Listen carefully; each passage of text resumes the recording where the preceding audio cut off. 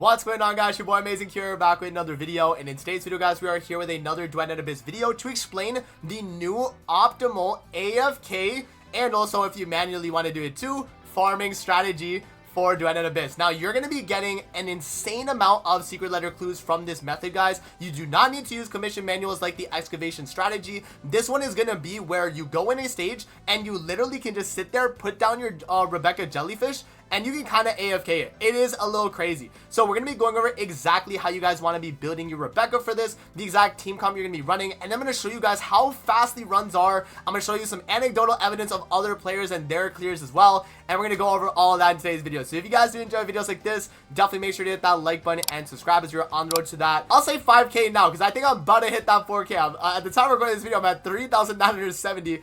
But let's go for 4K, 5K, guys. Let's go for it. Okay, with that out of the way, let's hop in. Let's talk my Rebecca and what I actually did for her build. So if we go to her build here, this is the setup. So we actually have Misty Veil right here. So this is Bahamut's Misty Veil. This is the attack speed increase one for hydro damage. Now we do also have plus skill range minus skill damage. You do want to have a certain amount of range on this build, guys, for you to be able to actually make this farm work. So we are trying to get around that, you know, skill range threshold of about, you know, 200% if possible. You can go for higher, and that will be overall better for your build. But yeah, around like, you know, the 200% ish range is going to be very good. So we are running Pan Spectrum Omen. We do also have Pan Spectrum Base, which gives us another 30% range. We do also have the Pan's Eternity, which is going to be skill duration. We have the Wings Inspo giving us max sanity, max or a skill efficiency. And then we do also have the skill efficiency minus shield with the Pan Inspo shards. Now we also are rocking Sea Wave Wildfire, giving us skill damage, skill range, and hydro attack.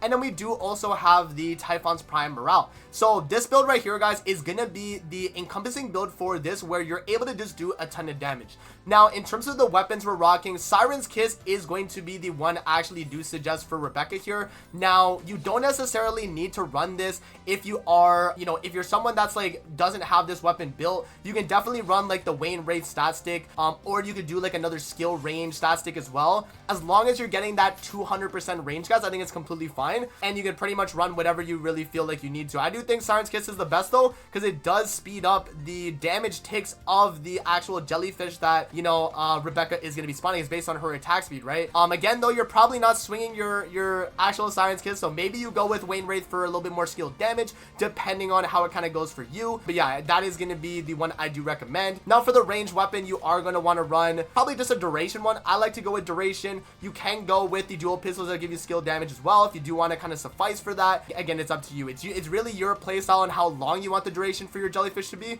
but also how much damage you're trying to be doing as well. You do need to hit a certain amount of damage as well, guys. This build is at level 70. I do have trial rank 60 unlocked at the time recording this, so my drops and my damage might be a little bit higher than a lot of you guys doing this. But again, this is pretty much the kind of build that I went for. And again, the weapons right here, they don't really matter other than the fact you want attack speed on your melee weapon, because the higher your attack speed, the more the ticks are going to be on the actual build, because we are rocking, I think it's Misty Veil. Yeah, so the summons gain attack speed boost equal to 27% of the summoner's melee weapon attack speed, right? So that is why we're going for as much attack speed, and that's how you're going to be able to do that. So now let's actually go over the other characters we're rocking in the build. So the other character we do have here is Tebeth. I do have on my Tebeth just, you know, the general stuff. I do have Frosty Torn here for the attack up. I have the Pan's Inspo for skill efficiency. Again, more just a bunch of skill efficiency. You really don't need too much, guys, because you're going to be one-shotting everything. You're really bringing Tebeth mainly for the fact that she has, yeah, the skill damage right here, and then in her skill, or her actual skill, she is also boosting skill damage as well, right? So you have double ways of actually boosting that. And then the final character, guys, you're rocking is going to be Truffle and Filbert. You're rocking Truffle and Filbert for the damage buff. They honestly don't really attack enough to where you get it, but ideally this is what you would rock, and that is how you're going to get the most amount of damage. This is my build for my Truffle and Filbert. I'm on support. I do have the Whispering Zephyr though for more heals. You could opt to go with like the Resolve one, but I don't really think it matters, to be honest, because guys, again, when you see what exactly the strat is, you're gonna be like, damn, I probably don't even need to build the other characters here. You probably don't even need to build Truffle or Tebeth. You can just kind of run the setup and you'll be good to go.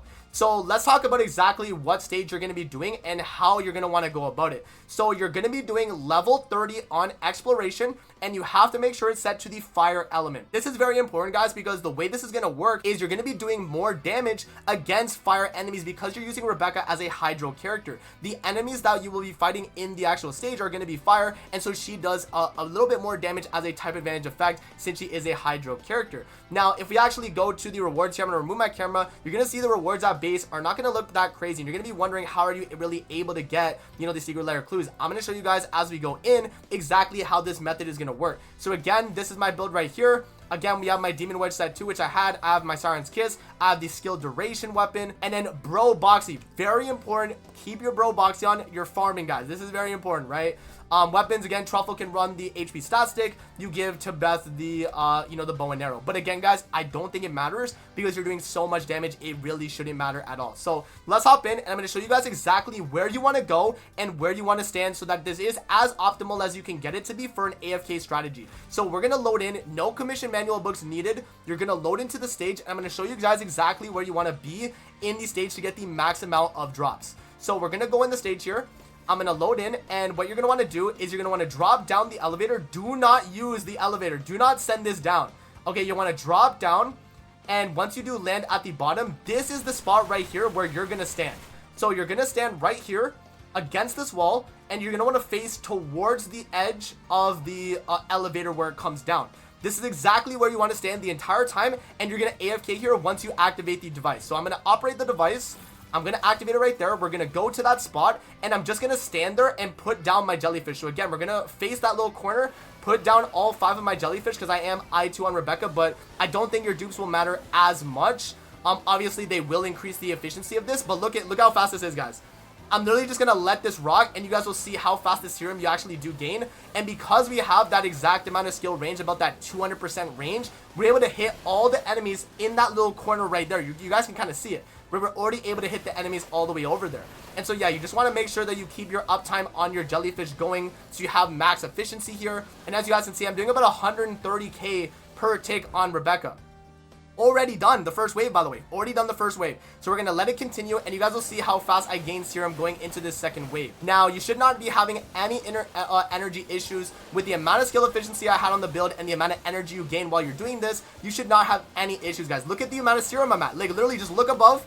Look above, look at the serum. Look at the serum go up as we're doing this. It's insanely efficient, man. We're already on wave 2. So you guys can already see how crazy this setup is. Now, the wave that you want to stop at will depend on how built your Rebecca is. Now, I'm at level 70, so personally, the one I like to stop at, guys, is about wave 10. So I'll clear wave 10, I'll stop at wave 10, and then I'll back out and go back into the stage, and I'll continue doing it that way. So you guys will see already again on wave 3. I'm just talking, and you guys are seeing as I'm going through these waves, it's super, super efficient. So yeah, I'm just gonna, you know, do this again. We're just going to stand here, and I'm literally not even going to move. Again, this is a AFK-able strat. Like, yes, you do need to be aware of how long your jellyfish are going for. If you have maybe a little bit higher duration, you could, you know, for sure suffice with that. But you definitely just kind of want to sit here and make sure your uptime on your jellyfish are going. And you're going to get infinite serum. You're going to be done these waves really, really quickly. And by the end, you're going to be getting a ton of secret layer clues. So let's just keep going. Let's go through the rest of the waves, and you guys will see how, you know, fast this is. And we're going to get a ton of rewards, guys. Yeah. So as you can see right here, my Truffle and my Tibeth don't even get the chance to do skills. That's why I'm saying it didn't really matter the build on them necessarily, because you're just getting so much damage. It honestly shouldn't matter too much. Honestly, I might even recommend maybe running Margie instead of Truffle and Filbert, just for the fact that Truffle doesn't even do anything. She just stands there, right? She literally just stands there doing nothing. So maybe even Margie could be better for this build so that you get a little bit more extra damage. Might have to be the setup. Yeah, as you guys will see, wave 6 right there. Serum is at 30%, where, you know, we literally haven't done nothing but just stand here and let the enemies just die. So yeah, you guys can kind of just see how efficient this strategy is. You know, you're getting so much serum every single second that you're just easily able to go through all the waves. And on average, in about 10 waves with this setup, I'm usually getting to about 5 minutes on the clear. So about 5 minutes total for the clear, guys, and you'll be able to go through all 10 of the waves. And yeah, I mean, you're getting a bunch of stuff as you're doing this, right? It's just going really, really quickly. So all the materials, by the way, that we're getting for like the fire characters, you actually could go to your inventory and probably just sell the items, guys. I haven't actually checked to see how much like coins each of them would cost. But because this is a farm that you're going to be AFKing a lot, I would probably just suggest start selling all that stuff when you're done this stage And yeah, I mean, you're gonna literally be getting a ton of loot drops and a ton of rewards. I mean, already you guys can see we're at wave 7. And again, this is a super fast strategy to be able to do this, right? We're just going through super fast and we're killing the enemies. So yeah, I mean, right here, as you guys can kind of see, I think maybe the elite enemies at around wave 7 with this build start to live a little bit better. So yeah, again, if you feel like you're not doing enough damage at that point, you could opt to go for a little bit more skilled damage. That is something that I don't think is a bad idea either. You can see the Savage Filthoid right there does live. So maybe if I'm not running the AR right here that I have for skill duration and I run like a skilled damage stat stick, I think that could definitely help. So just be wary, guys, that the higher the wave, the stronger the enemies they're gonna get. But on average though, like I think wave 10, 5-minute-ish clears, you're gonna be completely good to go, right? So again, next wave done. We're on wave 9 now. We're moving on, and yeah, this again is gonna be a very, very fast clear in terms of what we're able to do.